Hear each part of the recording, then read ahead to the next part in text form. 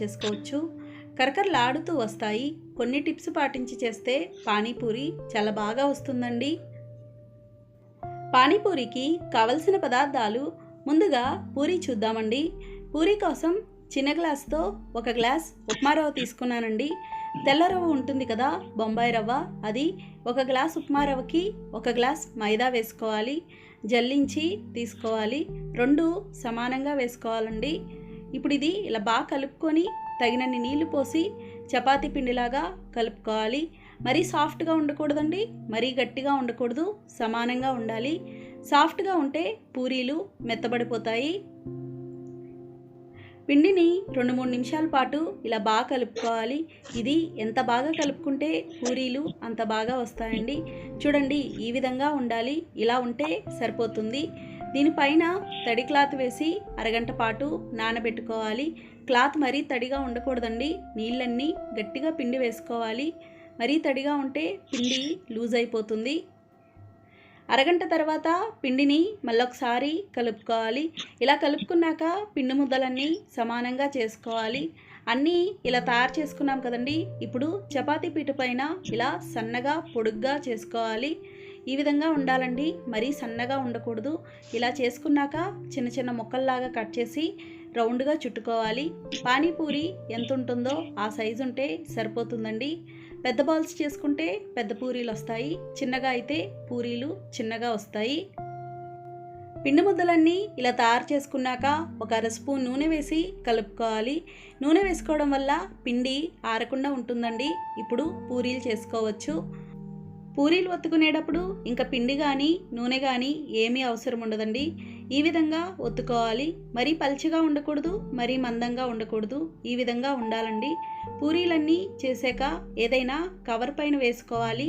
Plate మీద కానీ cloth మీద కానీ వేయకూడదండి. మనం తీసుకున్న పిండి ముద్దను బట్టి పూరీలు ఒత్తుకోవాలండి. మరీ పల్చగా ఉంటే మాడిపోతాయి. పెట్టుకుంటే 2 రోజుల వరకు ఉంటాయండి, పాడవకుండా. బయట ఉంటే మెత్తబడిపోతాయి. ఇప్పుడు మసాలా చూద్దాము. మసాలాకి కావలసిన పదార్థాలు: ఉడికించుకున్న బంగాళదుంపలు 3 తీసుకున్నానండి. వీటిని ఉడికించి ఈ విధంగా మెదుపుకోవాలి. ఉడికించుకున్న బఠానీ నైట్ నానబెట్టుకొని కుక్కర్లో వేసి 7-8 విజిల్స్ వచ్చే వరకు ఉడికించుకోవాలి. చిన్నగా కట్ చేసిన ఉల్లిపాయ ముక్కలు, మీడియం సైజు ఉల్లిపాయ 1, మీడియం సైజ్ టమాటో 1, చిన్నగా కట్ చేసిన పచ్చిమిర్చి 1 సరిపోతుందండి. ఉడికించుకున్న బఠానీని సగం వరకు మిక్సీ జార్లో వేసి మిక్సీ పట్టుకోవాలి.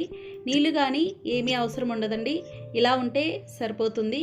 స్టవ్ ఆన్ చేసి ప్యాన్ పెట్టి నూనె వేసుకోవాలి. నూనె వేడవ్వాలి. నూనె వేడయ్యాక చిన్నగా కట్ చేసిన ఉల్లిపాయ ముక్కలు, పచ్చిమిర్చి వేసి ఫ్రై చేసుకోవాలి. ఉల్లిపాయ బాగా మగ్గాలి. ఉల్లిపాయ ఇలా మగ్గింది కదండి. ఇప్పుడు ఇందులో 1/2 స్పూన్ అల్లం వెల్లుల్లి పేస్ట్ వేసి పచ్చివాసన పోయే వరకు వేయించుకోవాలి. ఇలా వేగాక చిన్నగా కట్ చేసిన టమాటో ముక్కలు వేసి మగ్గించుకోవాలి. టమాటో ముక్కలు ఇలా మగ్గినాయి కదండి.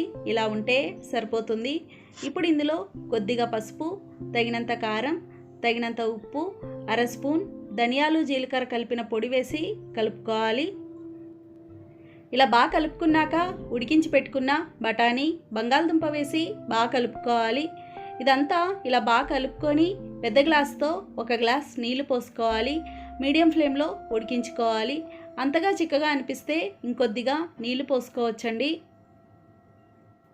ఒక 5 నిమిషాలు ఉడికించుకుంటే సరిపోతుంది. చూడండి, ఇది ఇలా బాగా ఉడికింది కదా. ఇప్పుడు ఇందులో 1/2 స్పూన్ చాట్ మసాలా, 1/2 స్పూన్ గరం మసాలా వేసి కలుపుకోవాలి. ఇవి వేసాక 1 నిమిషం ఉడికించుకొని కొద్దిగా కొత్తిమీర వేసి స్టవ్ ఆఫ్ చేసుకుంటే సరిపోతుంది. మసాలా తయారైందండి. ఇప్పుడు పానీ చూద్దాము.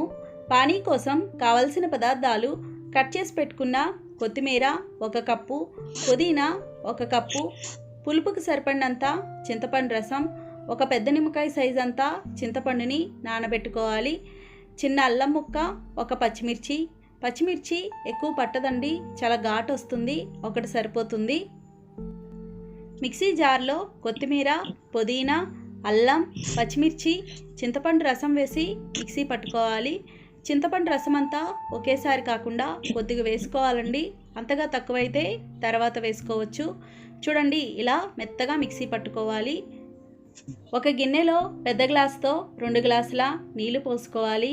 ఇలా నీళ్లు పోసుకున్నాక మిక్సీ పట్టిన కొత్తిమీర, పుదీనా పేస్టు, కొద్దిగా కారం, 1/2 స్పూన్ జీలకర్ర పొడి, తగినంత ఉప్పు, 1/2 స్పూన్ నల్ల ఉప్పు, బ్లాక్ సాల్ట్ అంటారు కదండి అది. బయట పానీ టేస్ట్ రావాలి అనుకుంటే ఇది వేసుకోవాలి. ఒకవేళ మీ దగ్గర లేకపోయినా కూడా పర్వాలేదండి. ఒక 1/2 స్పూన్ చాట్ మసాలా వేసి కలుపుకోవాలి. పులుపు తగ్గిందని ఇంకొద్దిగా చింతపండు రసం వేస్తున్నానండి. ఇలా చూసి కలుపుకోవాలి. మరీ పుల్లగా ఉన్నా కూడా అంత రుచిగా ఉండదు. ఇంతేనండి, పానీ తయారైంది. చూసారు కదా ఫ్రెండ్స్, చాలా సులభంగా పూరి, మసాలా, పానీ అన్నీ తయారు చేసుకున్నాం. ఇంతేనండి, పానీపూరి తయారైపోయింది. ఇలా ఒకసారి చేసి చూడండి ఫ్రెండ్స్, చాలా బాగా వస్తుంది.